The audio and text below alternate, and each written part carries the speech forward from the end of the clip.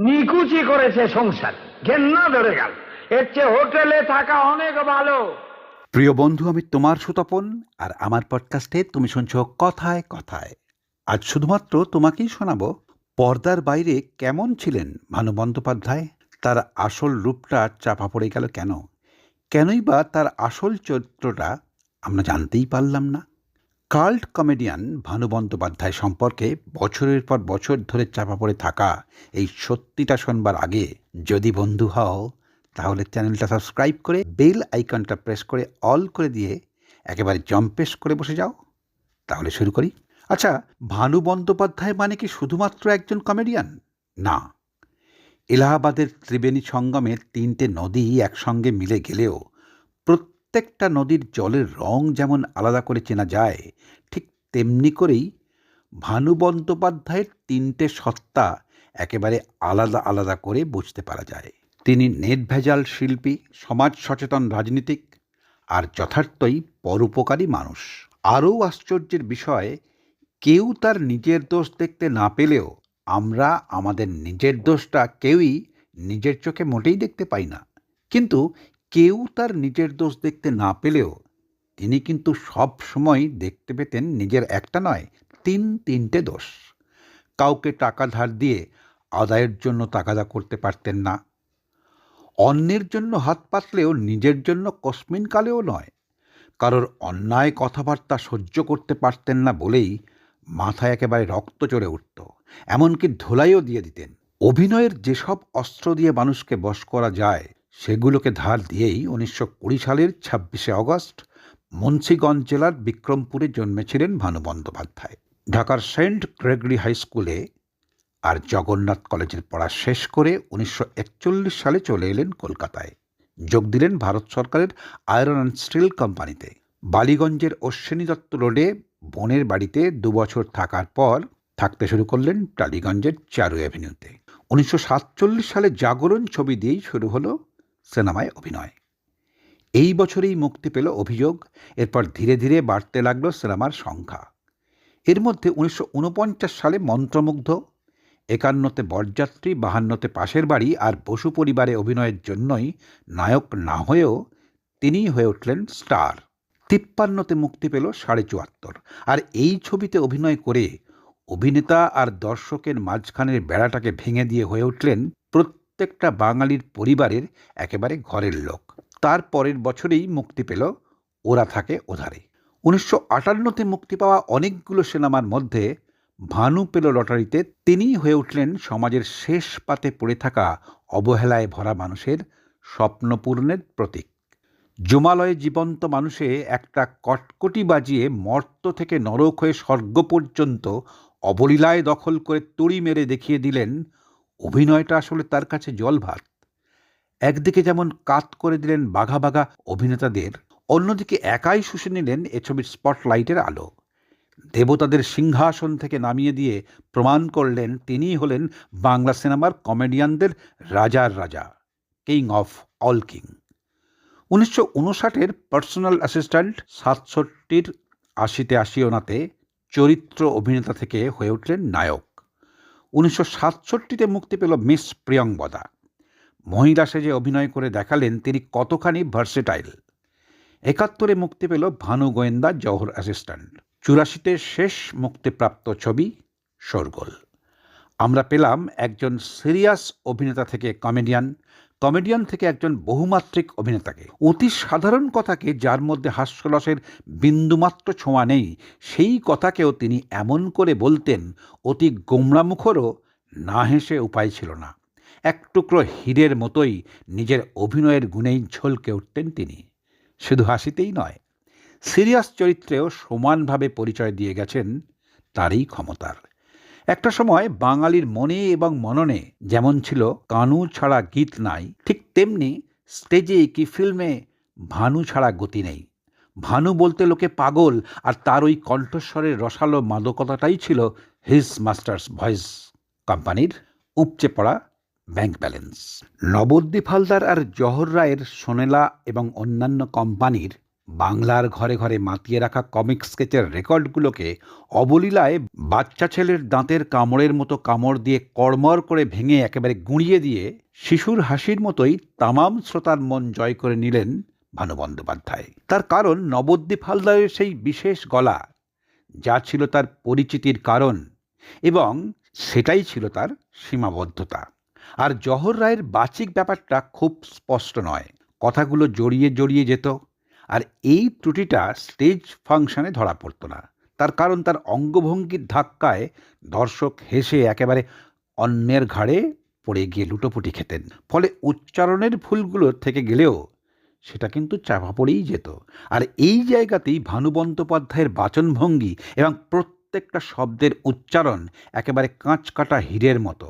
কিশোর কুমারের মতোই সুর তাল লয়কে মেনেই প্রত্যেকটা শব্দের প্রোনাউন্সিয়েশন, স্ক্যানিং, স্ট্রেস শ্রোতার কানে আলাদা আলাদা করে পৌঁছে দিতেন। আর এখানেই তিনি তার সাময়িকদের থেকে একদম আলাদা। ভানু বন্দ্যোপাধ্যায় আসলেই ছিলেন একজন শক্তিমান অভিনেতা।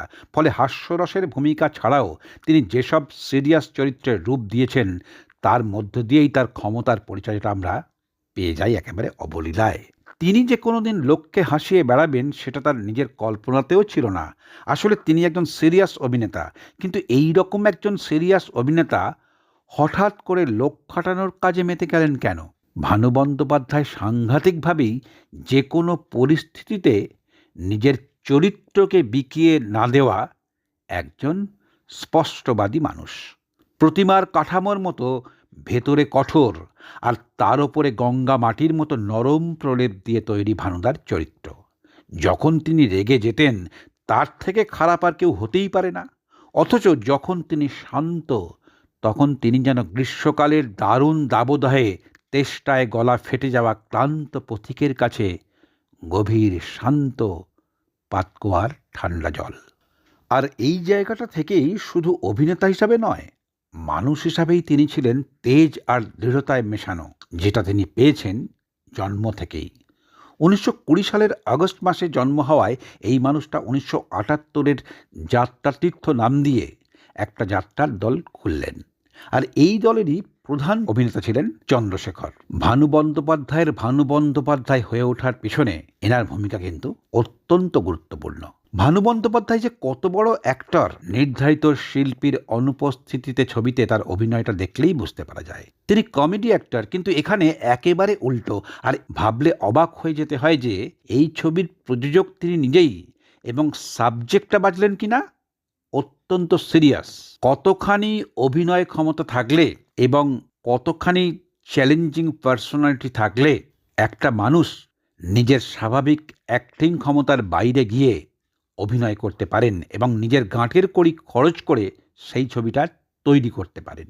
ঠিক এই রকম একটা গণ্ডগোল বাঁধাতে গিয়ে নিজের ক্ষমতার ওপর আস্থা রেখে আজ থেকে 75 বছর আগে নিজের সর্বস্ব দিয়ে 75,000 টাকা খরচ করে ছবি বানিয়ে কপর্দক শূন্য হয়ে নেশার কবলে ঢলে পড়লেন, এবং এই জন্যই মারা গেলেন জহর রায়। কিন্তু ভানু বন্দ্যোপাধ্যায় এই রিস্কটা নিলেন, মানে এলেন, দেখলেন, জয় করলেন। আসলে এই সিরিয়াসনেসটা এসেছে তার জন্মসূত্রে। তার বাবা জিতেন্দ্রনাথ বন্দ্যোপাধ্যায়, যিনি ছিলেন সেই সময়ের একজন যথার্থ মানুষ। প্রথম জীবনে ঢাকার নবাব এস্টেটের সদর মোক্তার, পরবর্তী জীবনে একজন আদর্শ শিক্ষক। ফলে ভানু বন্দ্যোপাধ্যায়ের প্রথম পরিচয় কিন্তু অভিনয় নয়। ভানু বন্দ্যোপাধ্যায়ের প্রথম পরিচয় তিনি মাস্টারমশাইয়ের ছেলে। তার বাবা আবার যেসে মাস্টারমশাই নন, শিশির কুমার ভাদুরী, অহিন্দ্র চৌধুরীর মতো একাধিক মানুষরা ছিলেন তার ছাত্র। বাবা তাকে নাম দিয়েছিলেন সাম্যময়, ডাকনাম ভানু। বাবার ইচ্ছে ছিল ছেলেও একজন আদর্শ শিক্ষক হন, চাকরি বাকরি করুন। কিন্তু বাবা চেয়েছিলেন একজন মানুষের মতো মানুষ হোক, সেটা কিন্তু রেখেছিলেন। তার ডাকনাম ছিল ভানু। বাবার কথা শোনেননি বলেই সাম্যময় না হয়ে তিনি হয়ে উঠলেন ভানু বন্দ্যোপাধ্যায়। গোটা দেশ তাকে ভানু নামেই চিনল। তবে সাম্যময় থেকে ভানু হয়ে ওঠার গোটা রাস্তাটাই কিন্তু লাল কার্পেট বিছানো ছিল না। তার চরিত্রের এই সততা এবং দৃঢ়তা তিনি পেয়েছিলেন শিক্ষক বাবার কাছ থেকে, আর রাজনৈতিক সচেতনতা পেয়েছিলেন মা সুনীতি দেবীর কাছ থেকে। যথার্থ বাবা মায়ের যথার্থ সন্তান। সুনীতি দেবীর বাবা ছিলেন সরোজিনী নাইডুর বাবা অঘোরনাথ চট্টোপাধ্যায়, আর যোগেন্দ্রনাথ, এনারা দুজনেই ছিলেন খুড়তুতো ভাই। সরোজিনী নাইডুর মেয়ে পদ্মজা নাইডু পশ্চিমবঙ্গের রাজ্যপাল হয়ে এলেও ভানু বন্দ্যোপাধ্যায় নিজে যেমন অসংখ্য মানুষের জন্য অন্য মানুষের কাছে শুধু তদারকি নয়, হত্যে দিয়েও পড়েছেন, কিন্তু ভুলেও নিজের জন্য একটা দিনের জন্যও কখনো হাত পাতেননি। ঠিক তেমনি পদ্মজা নাইডু আত্মীয় হয়েও বাঙালি মায়ের মেয়ে বাংলা জানেন না বলেই তিনি পদ্মজা নাইডু রাজ্যপাল থাকাকালীন কোনোদিনও রাজভবনে একটা রাত কাটানো তো দূরের কথা, রাজভবনে পাও রাখেননি। তাঁর বক্তব্য ছিল যে, যে বাঙালি মেয়ে বাংলা ভাষা জানে না তার বাড়িতে আমি রাত্রিবাস করি না। এতটাই ছিল ভানুদার বঙ্গপ্রেম বা বাঙালি প্রীতি। এই বঙ্গপ্রীতিটা বা বাঙালি প্রীতিটার পেছনে কোনো ধান্দাবাজি বা রাজনীতি ছিল না কিন্তু। আর ঠিক এই জন্যই তিনি হিন্দি ছবিতে একের পর এক অফার পেয়েও মুখের ওপর ফিরিয়ে দিয়েছেন সেগুলো। ম্যাট্রিক পাশের পর জড়িয়ে পড়লেন রাজনীতির সঙ্গে। 1940-এর ঢাকার জগন্নাথ কলেজে ইন্টারমিডিয়েটের ছাত্র অবস্থাতেই তিনি হলেন বামপন্থী ছাত্র নেতা। রাজনৈতিক কারণে ঢাকা ইউনিভার্সিটির ছাত্র অবস্থাতেই 1941-এ পূর্ববঙ্গ ছেড়ে চলে এলেন কলকাতায়। উঠলেন টালিগঞ্জের চারু অ্যাভিনিউতে মেজ বোনের বাড়িতে। ম্যাট্রিক পাশের পর জড়িয়ে পড়লেন রাজনীতির সঙ্গে। 1940-এ ঢাকার জগন্নাথ কলেজে ইন্টারমিডিয়েটের ছাত্র হিসাবেই তিনি হলেন বামপন্থী ছাত্র নেতা। রাজনৈতিক কারণে ঢাকা ইউনিভার্সিটি থেকে 1941-এ পূর্ববঙ্গ ছেড়ে চলে এলেন কলকাতায়। উঠলেন টালিগঞ্জে চারু অ্যাভিনিউতে মেজ বোনের বাড়িতে। 1942 সালে ভারত ছাড়ো আন্দোলনে দুটো ভাগে ভাগ হয়ে গেলেন বামপন্থীরা। আর এই ঘটনাটা বিশাল ধাক্কা দিল সক্রিয় রাজনীতিকদের। সক্রিয় রাজনীতি থেকে ধীরে ধীরে নিজেকে সরিয়ে চাকরিতে ঢুকলেন ভারত সরকারের আয়রন অ্যান্ড স্টিল কোম্পানিতে কন্ট্রোল বিভাগে। 3 বছর পরে বিয়ে করলেন বেতার শিল্পী নীলিমা বন্দ্যোপাধ্যায়কে। এই রকম একজন রীতিমতো কঠোর ব্যক্তিত্ব সম্পন্ন মানুষ কিন্তু স্ত্রীর কথা উঠলেই একেবারে মুক্ত হস্তে স্ত্রীর প্রশংসা করতেন। ফলে সামনেই হোক আর পেছনেই হোক, অনেক মানুষই ভানু বন্দ্যোপাধ্যায়কে স্ত্রৈণ বলেই মনে করতেন এবং সহজ কথায় প্যাঁকও মারতেন। এটা তার চরিত্রের একটা আপাত বিরোধী বৈশিষ্ট্য। আর এই বিরোধী চারিত্রিক বৈশিষ্ট্যের জন্যই তিনি সিনেমা থেকে নাটককেই বেশি ভালোবাসতেন। যদিও তিনি অত্যন্ত দুঃখের সঙ্গে বলেছেন, এত নাটকে কাজ করলেও নিজের মনের মতো চরিত্র একটাও পাননি। সব নাটকেই তাকে অর্ডার সাপ্লায়ারের কাজ করতে হয়েছে। তবে নিজের ইচ্ছায় নয়, দর্শক তাকে যে চরিত্রে পছন্দ করবে সেই চরিত্রটাই চাপিয়ে দেওয়া হয়েছিল তার উপরে। তিনি নিজেই বলছেন যে, নিজের যোগ্যতা প্রমাণ করবার জন্য দাঁত কালানে মাঞ্ছারামের মতোই দর্শকের ঠোঁট চিরে দাঁত বার করিয়ে গেছেন দিনের পর দিন। আর এই দম ফাটা হাসির অন্তরালে বারবার ডুকরে কেঁদে উঠেছে নিজের মন। তাই নতুন ইহুদি নাটকে সিরিয়াস চরিত্রে অভিনয় করে তুমুল প্রশংসা পেলেও সে কথা কেউ মনেও রাখেননি, কারণ তখনও পর্যন্ত তার পরিচয় একজন ভালো অভিনেতা নয়। হি ওয়াজ দ্য হেভি সেলেবল কমেডিটি, সোজা কথায় হটকেক।